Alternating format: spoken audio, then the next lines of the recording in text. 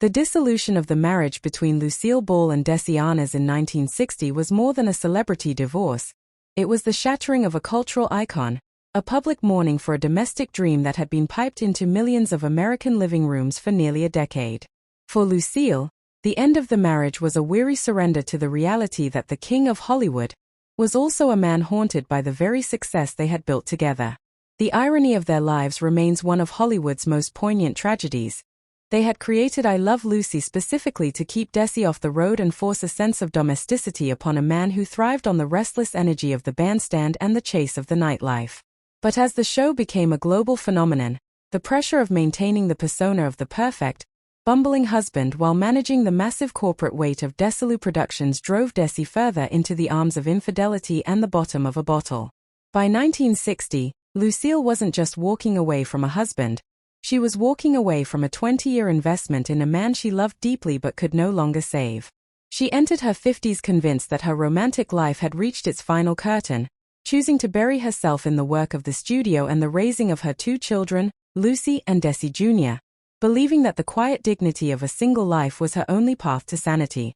However, the narrative of Lucille Ball's life was destined for a second act that would provide the emotional stability the first act so desperately lacked.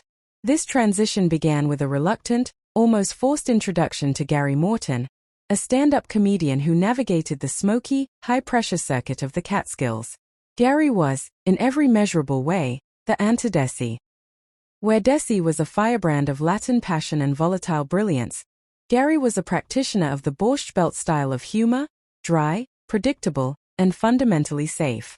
Their first date was famously unglamorous. Gary admitted he had never really watched her show, a revelation that Lucille found immensely refreshing rather than insulting. For the first time in 2 decades, she was being looked at not as a multimillion-dollar asset or a comedy queen, but as a woman.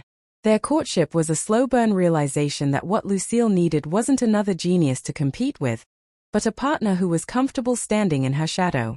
When she eventually accepted his proposal in 1961, she did so with a level of pragmatism that was almost businesslike. She made it clear that marrying her meant marrying a brand, and Gary, displaying a lack of ego that was rare in show business, accepted the role of Mr. Lucille Ball with a shrug and a smile, effectively becoming the anchor she needed to navigate the turbulent waters of the post-Desi era.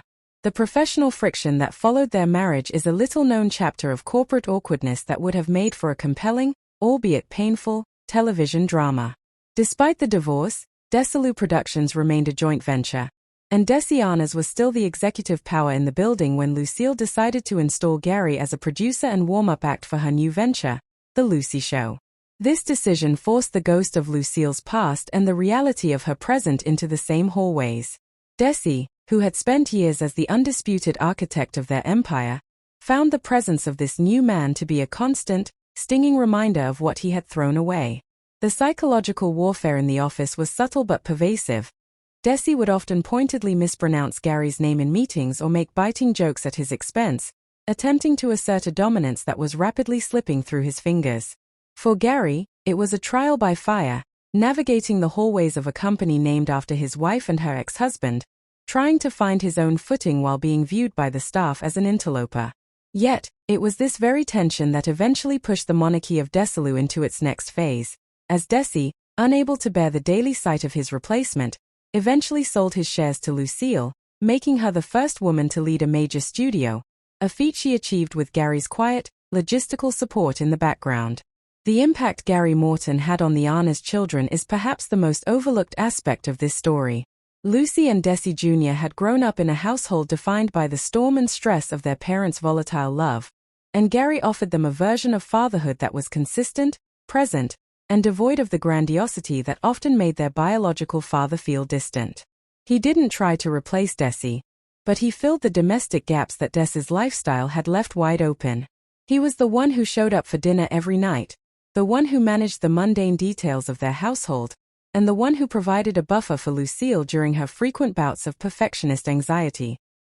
Even the biological children of Desi Arnaz eventually came to appreciate Gary for the boring stability he provided, recognizing that he was the reason their mother was able to continue her career without succumbing to the nervous exhaustion that had plagued her in the late 1950s.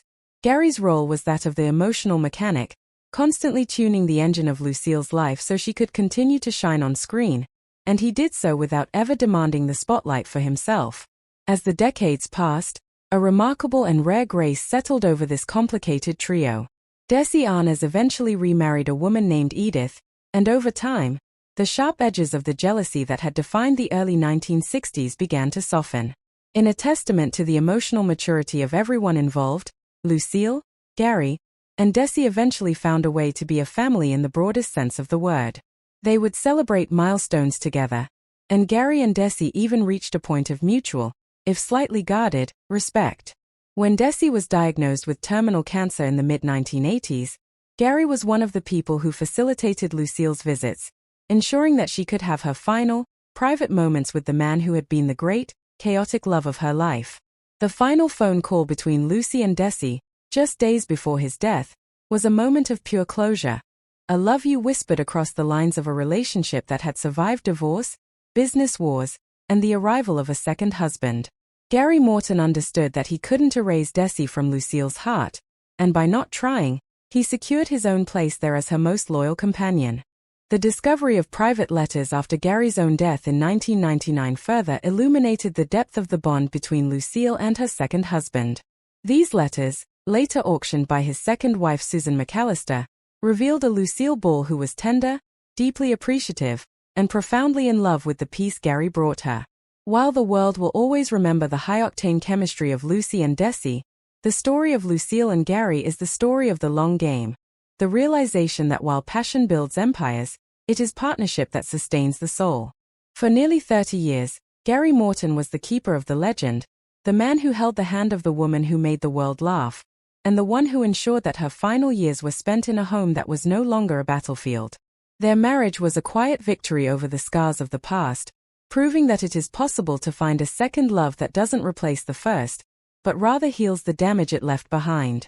Lucille Ball died in 1989 not as a tragic, lonely figure of a bygone era, but as a woman who had successfully navigated the most difficult transition in Hollywood history, moving from the fiery, destructive love of her youth to the steady, life-giving devotion of her later years.